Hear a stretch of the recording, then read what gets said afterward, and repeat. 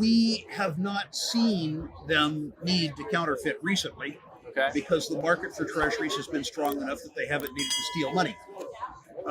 There is much more liquidity in the U.S. system than many people give them credit for. The discussion around the Fed right now, I think, involves around will they cut interest rates or will they not cut interest rates?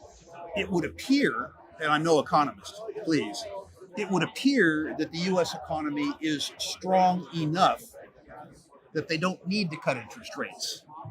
I think the Fed recognizes that there's no fiscal discipline in Congress. Right. So the only entity in the United States that can fight inflation is the Fed. I think the Fed believes that the U.S. economy is strong enough that they don't need to cut interest rates. And unless or until there's another liquidity crisis, they don't need to do quantitative easing either. That could change on a dime. It could change on a dime. Remember that we could have a liquidity crisis in the United States that comes about from some factor that we hadn't thought about at any period of time, in which case the Fed would print like mad. In this insightful analysis, finance expert Rick Rule discusses the current state of the U.S. economy, emphasizing the absence of recent counterfeiting activities as a sign of a robust treasury market with ample liquidity.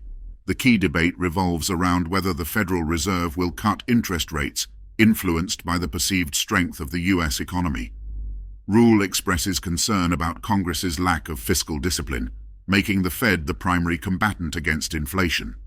He stresses the need for the Fed to shrink its balance sheet to prepare for potential crises. Rule challenges the CPI as a flawed measure, noting its failure to account for crucial components like taxes, leading to a distorted perception of inflation. Advocating for a free market approach to interest rates, Rule expresses bullish sentiments on gold, as he warns of a potential liquidity crisis prompting extensive currency printing by the Fed.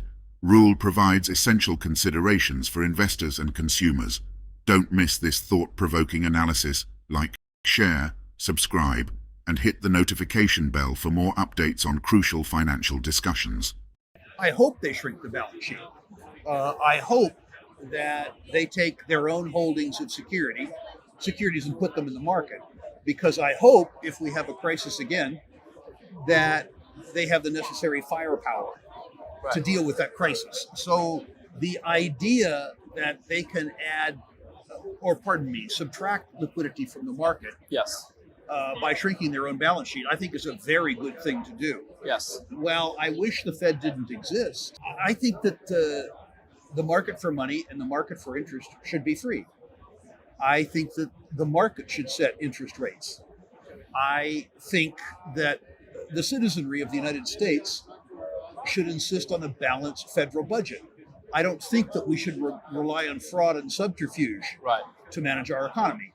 Having said that, I think the Fed has been unusually effective, given the fact that I disapprove of the job they have to do. I do not feel that the rate of inflation is as low as is popularly believed, however. I think that most of your viewers, when they think of inflation in the context of the CPI.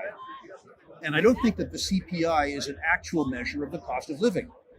I think it's a contrived index. In the first instance, the CPI is, quote, hedonistically adjusted, which means that the people who construct the index assign arbitrarily values to sectors as large as housing and technology. I think, too, that when it's inconvenient, it doesn't include food or fuel. Without being unnecessarily self-depreciating, as you can see, I like to eat. And an index that doesn't include food or fuel is, from my point of view, useless. But the worst part of the index is that the CPI doesn't include tax. For American and Canadian families, the largest component in their cost of living is tax. An index which doesn't include tax, the fastest growing household expenditure on the continent, is not an accurate index.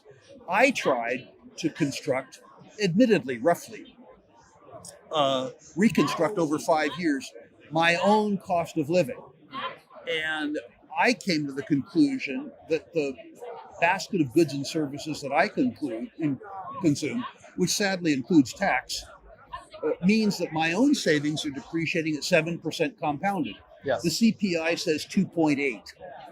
So let's assume for a second that you own a U.S. 10-year Treasury paying you 4 in a currency where the purchasing power is declining by 7. What that really means is instead of receiving 4, you're losing 3. That, I believe, is closer to the truth. And that, by the way, is one of the reasons why I'm bullish on gold. I think if you look at the perception of inflation over the last 30 years, you're right. Right. I had the good fortune to live through the decade of the 70s. Okay. What happened in the decade of the 70s, the specter of inflation was in front of us at the beginning of the decade, Yes. but nobody cared. People lived through 20 benign years of economic climate.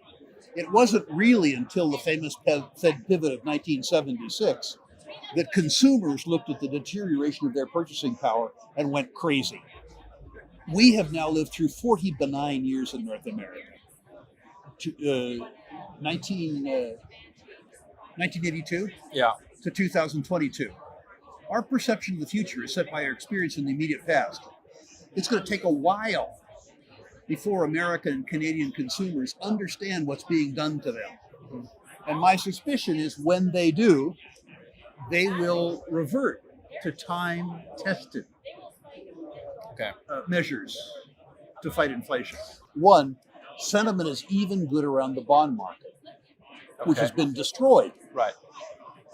The impact of 7% inflation, which is to say a 3% negative interest rate, Yes. means that if I'm right, we've only seen the first leg down in the bond market. Yeah. But people are ignoring that. More importantly, however, is equity market breadth. The breadth in the equity market is all around the Magnificent Seven. Right. Wonderful companies, world-dominating companies, but you look at the strength in the S&P 500, it occurs in seven companies.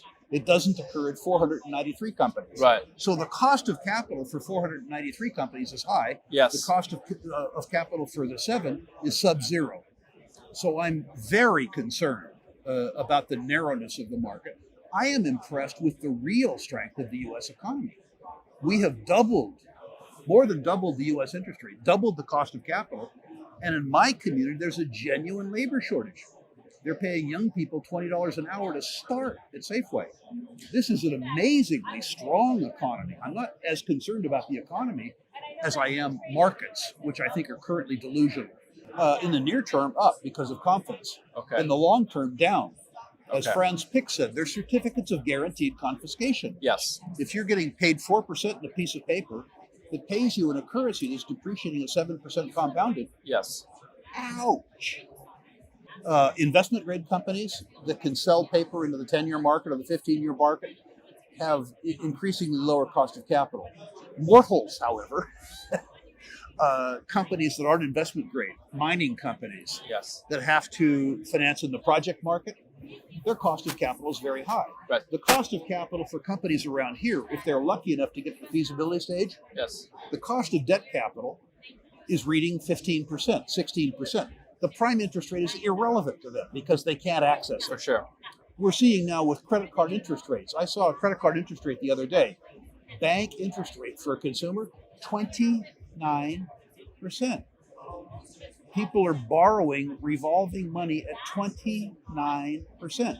So when people talk about declining interest rates, they're talking about declining interest rates among the Fortune 500, among investment-grade companies.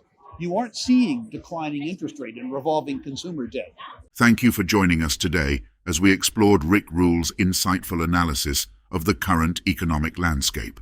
Rule shed light on the absence of recent counterfeiting, attributing it to a robust U.S. Treasury market fueled by significant liquidity. The pivotal debate around the Federal Reserve revolves around potential interest rate cuts, reflecting the perceived strength of the U.S. economy. Rule emphasized the Fed's role in combating inflation due to a lack of fiscal discipline in Congress, and he discussed the possibility of a liquidity crisis. Advocating for a free market approach, he challenged the accuracy of the Consumer Price Index, CPI, and questioned conventional views on inflation. If you found today's insights valuable, don't forget to subscribe, give this video a thumbs up, and share your thoughts in the comments below.